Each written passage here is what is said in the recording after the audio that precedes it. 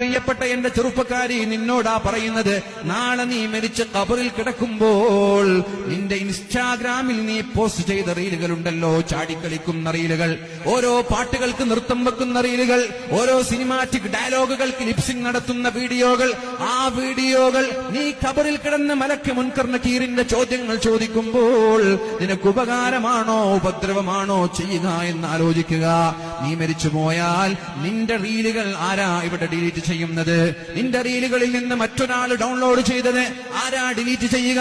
Social മീഡിയയിൽ ലോകത്തിന്റെ മുക്കുമൂലകളിലേക്ക് എത്തിയ നിന്റെ ശരീരത്തിന്റെ സൗന്ദര്യം പ്രദർശിപ്പിച്ചുകൊണ്ടുള്ള ചാട്ടങ്ങളും നൃത്തങ്ങളും ആട്ടങ്ങളും പാട്ടുകളും എല്ലാം സോഷ്യൽ മീഡിയയിൽ ഇവിടെ ബാക്കിയാണ്.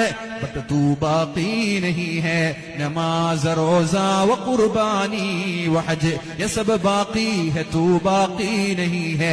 നിന്റെ നിസ്കാരം ബാക്കിയുണ്ട്, നിന്റെ നോമ്പ് ബാക്കിയുണ്ട്, നിന്റെ സകാത്ത് ബാക്കിയുണ്ട്, നിന്റെ അള്ളാഹുമായിട്ടുള്ള ഇടപാടുകൾ ബാക്കിയുണ്ട്. പക്ഷേ നീ ബാക്കിയില്ല. നിന്റെ റീലുകൾ ബാക്കിയുണ്ട്, നീ പോസ്റ്റ് ചെയ്ത ഫോട്ടോകൾ ബാക്കിയുണ്ട്. ടിക്ടോക്കിലും ഇൻസ്റ്റാഗ്രാമിലും നിന്റെ സൗന്ദര്യം കണ്ട് പല ചെറുപ്പക്കാരും ആസ്വദിക്കുന്നുണ്ട്.